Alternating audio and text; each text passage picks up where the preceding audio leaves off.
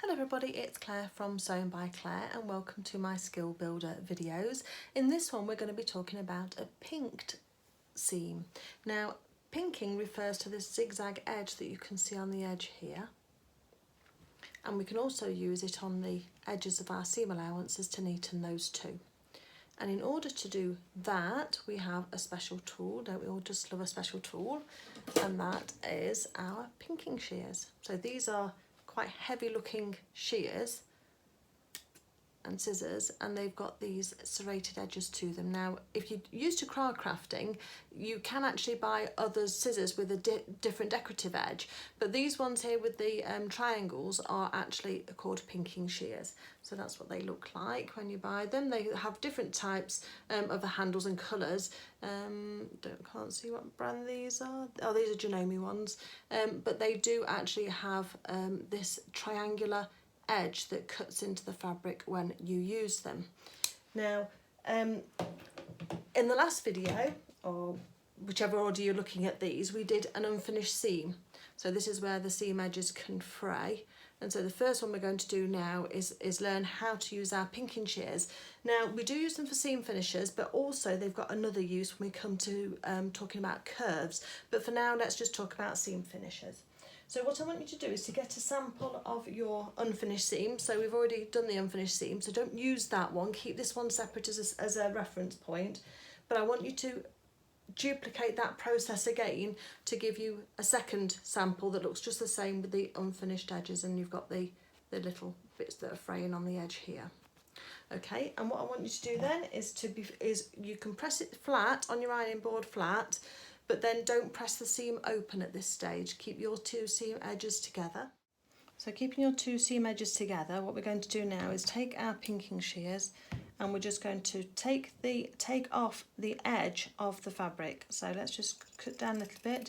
We don't want to lose too much, because if we ever need to alter the sizing of our garment in the future and make this garment slightly bigger, then we want to. If you want a nice smooth edge, just line up your zigzags with the cuts you've already made, and then you'll be able to just continue on. Nice satisfying snip sound. If I just show you that, that's the width that I've taken off. So as you can see, it's not very much. You don't need to take off much. You just need to be able to put these zigzags, if you like, on the edge. And what that does is it gives each of these little triangles a bias edge, and bias edges don't fray. The edges might come off slightly over time, but it won't fray past that section there that you've got the indentation on the zigzag. And once we've done that, what we can do is take this to the ironing board and we can actually separate this out and we can press it flat.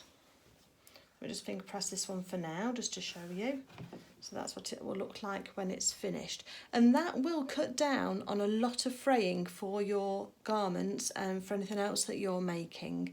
So don't think that it's not worth that step, because even just doing this one step will make a huge difference to the same as the unfinished seam. So we've lost all of these long threads that can just pull and pull and pull all the way down, and instead we've now got this zigzag edge which will help cut down on that fraying.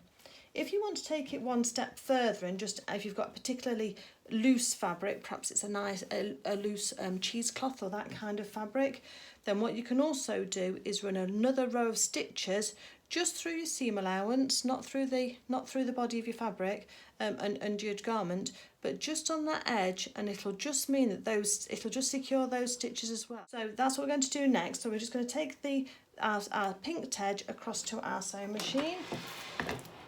It's just set up on a straight stitch.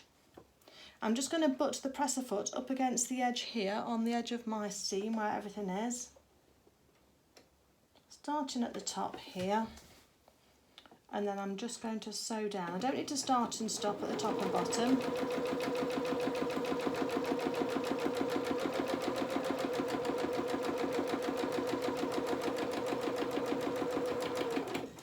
And for this sample, I'm just going to do one side, because what I want to show you is that it can stay unstitched again if you want it to.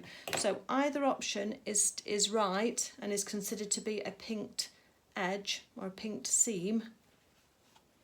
and both of those will stop any fraying. This one here is your straightforward option, and this one with the extra row of stitching is your belt and braces, if you like. So the other thing that I want you to do now is for all of your future projects and samples is just to use your pinking shears just on the edge, because that will then just tidy up the edges of your stitching, your samples, and make sure that they don't then fray whilst they're in your sewing box or wherever you're going to have them. So just line up those triangles again, and it'll give you a nice smooth look to the edge. And that will preserve your seam for years to come. And actually they do a version of clipping the seams on couture garments as well. So you're in good company. So there we go, that's our next one. So there's my pen. So let's label this one up now as a pinked seam, P-I-N-K-E-D seam. And there we go.